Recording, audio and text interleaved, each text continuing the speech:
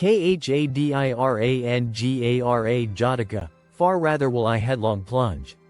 This story was told by the master while at Jetavana monastery, about Anatha Pindika. For Anatha Pindika, who had lavished 54 crores, 10 million, on the faith of the Buddha over the monastery alone, and who valued nothing else except only the Triratna, Trinity, 3 gems. 1. Buddha, 2. Dhamma the nirvanic path, and 3. Sangha the holy order, used to go every day while the master was at Jetavana monastery to attend the great services, once at daybreak, once after breakfast, and once in the evening. There were intermediate services too, but he never went empty-handed, for fear the novices and lads should look to see what he had brought with him. When he went in the early morning, he used to have rice porridge taken up, after breakfast, ghee, clarified butter, honey, molasses, and the like, and in the evening, he brought perfumes, garlands and cloths. So much did he expend day after day, that his expense knew no bounds. Moreover, many traders borrowed money from him on their bonds, to the amount of 18 crores, 10 million, and the great merchant never called the money in. Furthermore, another 18 crores, 10 million, of the family property, which were buried in the river bank, were washed out to sea, when the bank was swept away by a storm, and down rolled the brazen pots, with fastenings and seals unbroken, to the bottom of the ocean. In his house, too, there was always rice standing ready for 500 brethren, monks, so that the merchant's house was to the brotherhood, monk's order, like a pool dug where 4 roads meet, yes, like mother and father was he to them. Therefore, even the all-enlightened Buddha used to go to his house, and the 80 chief elder monks too, and the number of other brethren passing in and out was beyond measure.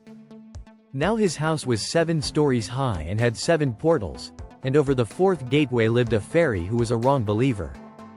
When the all-enlightened Buddha came into the house, she could not stay in her dwelling on high, but came down with her children to the ground floor. And she had to do the like whenever the 80 chief elder monks or the other elder monks came in and out.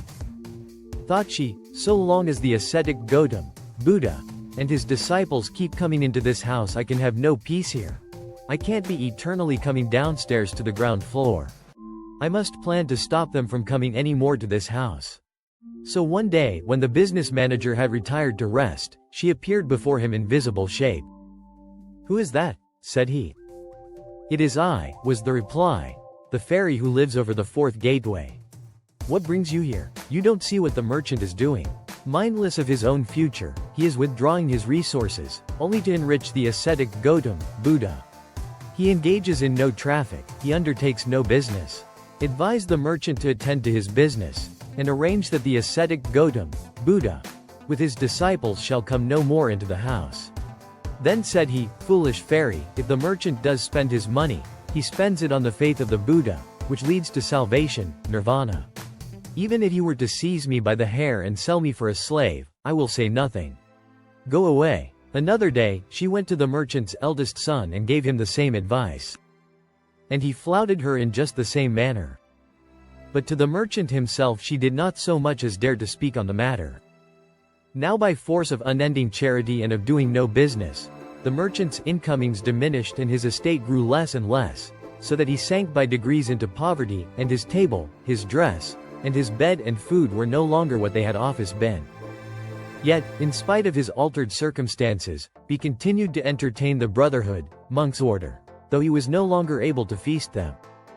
So one day when he had made his bow and taken his seat, the master said to him, "Householder, are gifts being given at your house?"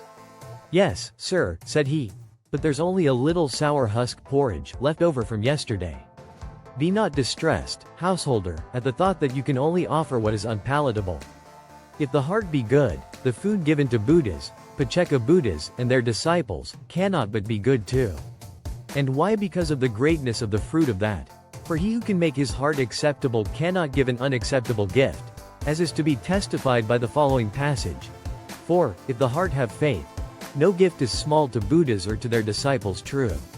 It is said no service can be thought small that's paid to Buddhas, lords of great renown. Notice well what fruit rewarded that poor gift of soup, dried up, sour, and lacking salt. Also, he said this further thing, householder, in giving this unpalatable gift, you are giving it to those who have entered on the noble eightfold path, the path of Buddha based on meditation, Zen and leading to nirvana, salvation.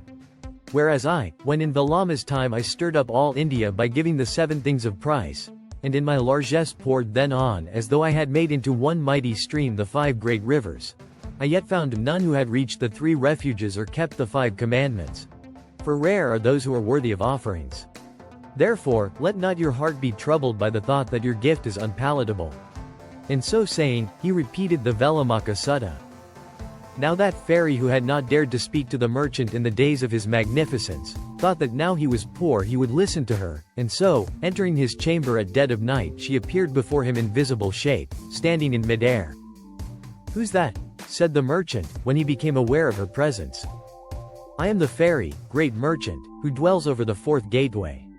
What brings you here?" "To give you advice." "Proceed, then." "Great merchant, you take no thought for your own future or for your own children.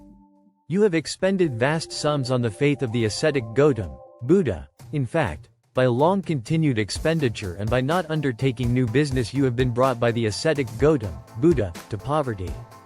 But even in your poverty you do not shake off the ascetic Gautam, Buddha.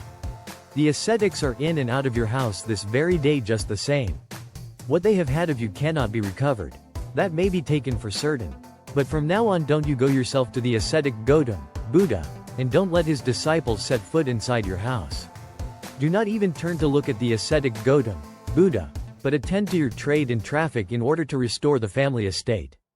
Then he said to her, "Was this the advice you wanted to give me?" "Yes, it was." Said the merchant, "The mighty Lord of Wisdom has made me proof against 100, 1,000, yes against 100,000 fairies such as you are.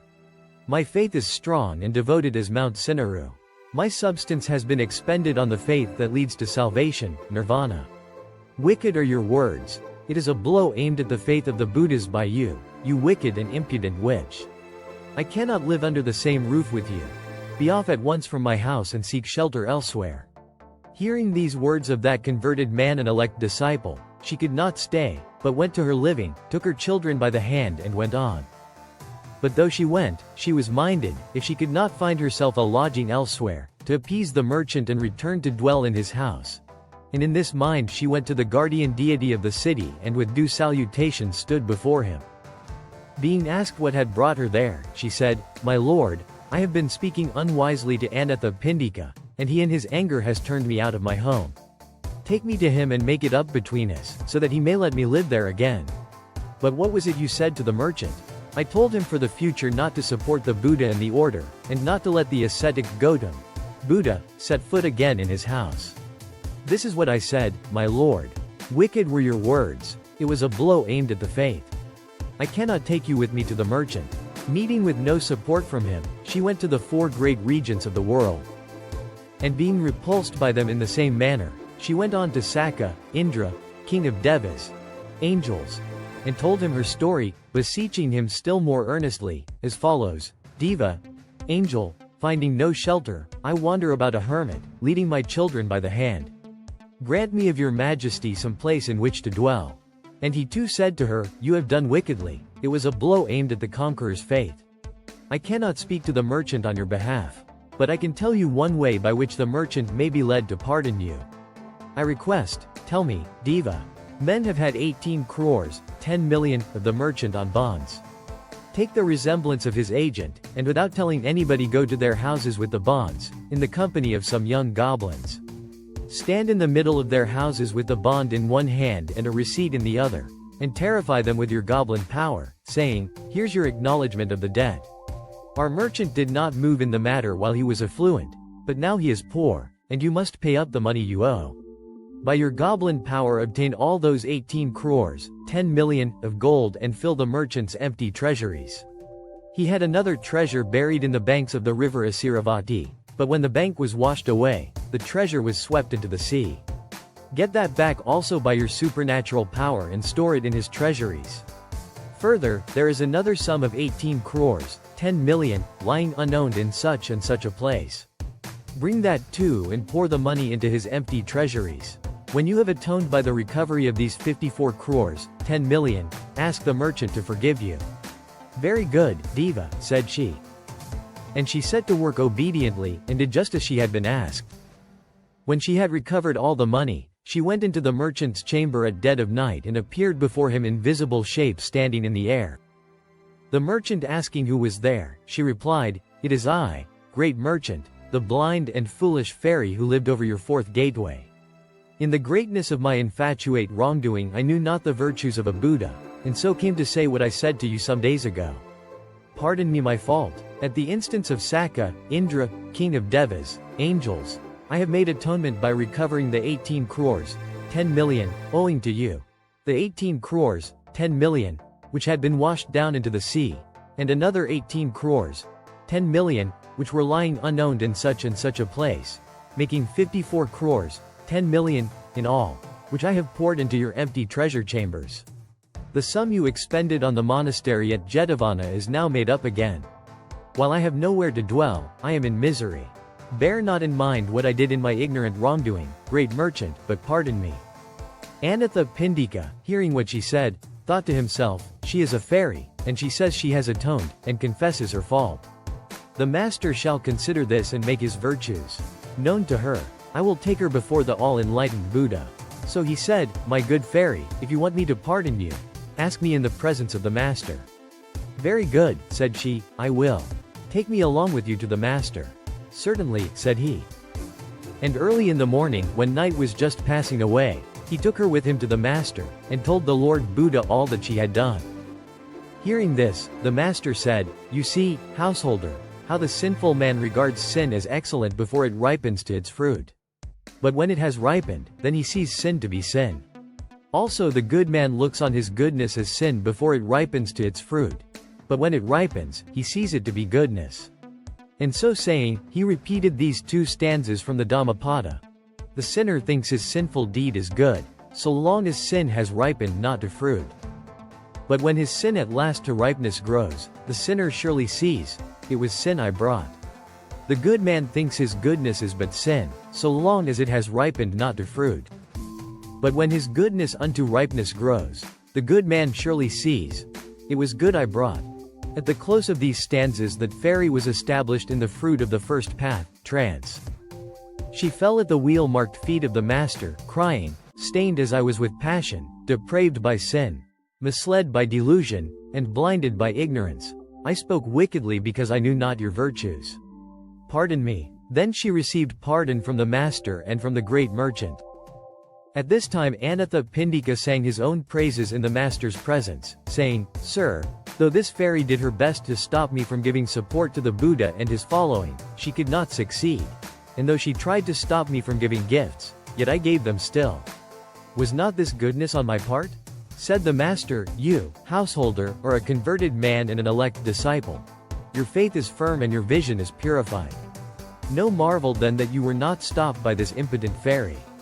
The marvel was that the wise and good of a past day, when a Buddha had not appeared, and when knowledge had not ripened to its full fruit, should from the heart of a lotus flower have given gifts, although Mara, lord of the realm of lusts, appeared in mid-heaven, shouting, 'If you give gifts, you shall be roasted in this hell,' and showing them with that a pit 80 arm lengths deep, filled with red-hot embers." And so saying, at the request of Anatha Pindika, he told this story of the past. Once upon a time when Brahmadatta was reigning in Benares, the Bodhisattva came to life in the family of the Lord High Treasurer of Benares, and was brought up in the lap of all luxury like a royal prince. By the time he was come to years of discretion, being barely 16 years old, he had made himself perfect in all accomplishments.